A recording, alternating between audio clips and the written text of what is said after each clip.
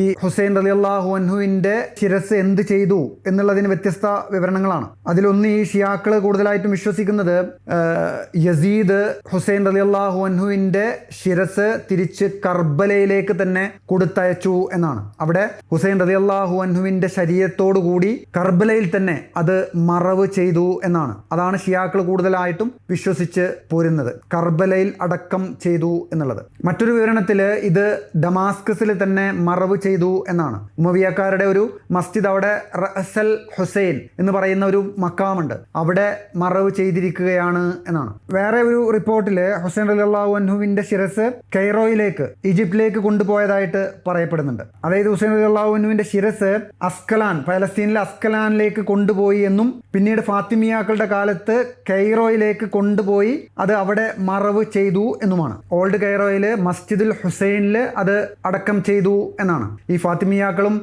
ഈജിപ്തുകാരൊക്കെ വിശ്വസിക്കുന്നത്. ആ ഒരു രീതിയിലാണ്. ഇതുകൂടാതെ ഈ അഹ്ലുബൈത്തിൽപ്പെട്ട ആളുകൾ തന്നെ കുറച്ച് മാസങ്ങൾക്ക് ശേഷം ഇമാം ഹുസൈന്റെ ശിരസ് മദീനത്തേക്ക് കൊണ്ടുവന്ന് കബറടക്കിയതായിട്ടും പറയുന്നുണ്ട്. മദീനത്തേക്ക് കൊണ്ടുവന്ന് മറ്റ് അഹ്ലുബൈത്തിൽപ്പെട്ട ആളുകളുടെ കൂടെ ബക്കീയിൽ കബറടക്കിയതായിട്ടും പറയപ്പെടുന്നുണ്ട്.